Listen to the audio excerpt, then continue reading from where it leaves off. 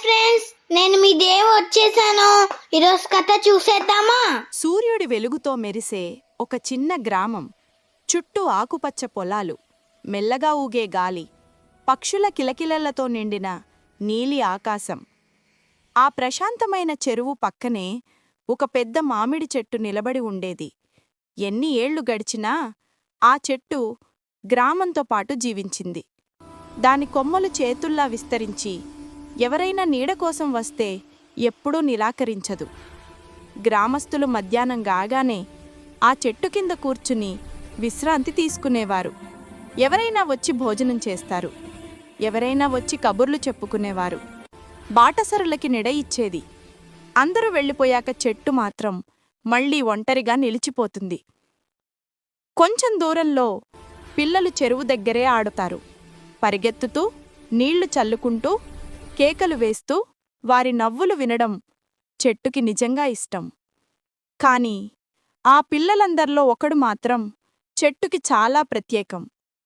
అతని పేరు దేవ్. 7 సంవత్సరాల చిన్నబాబు.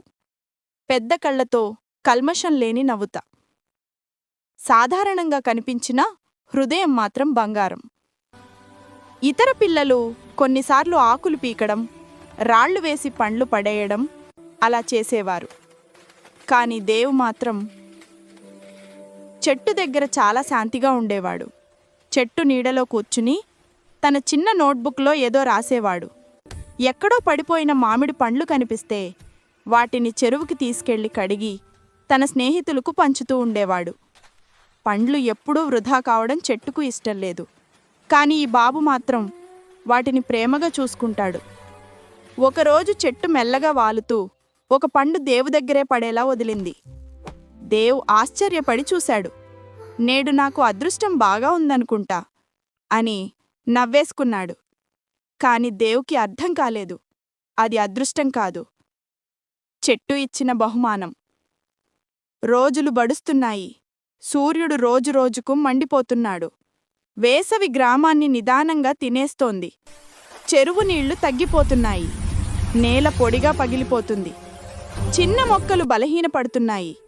అంతా ఎండలో కష్టపడుతున్న సమయంలో ఈ మామిడి చెట్టు మాత్రం ఒక చిన్న బాబుకు, దేవుకు ఏదో చెయ్యాలని లోపలే నిర్ణయం తీసుకుంది.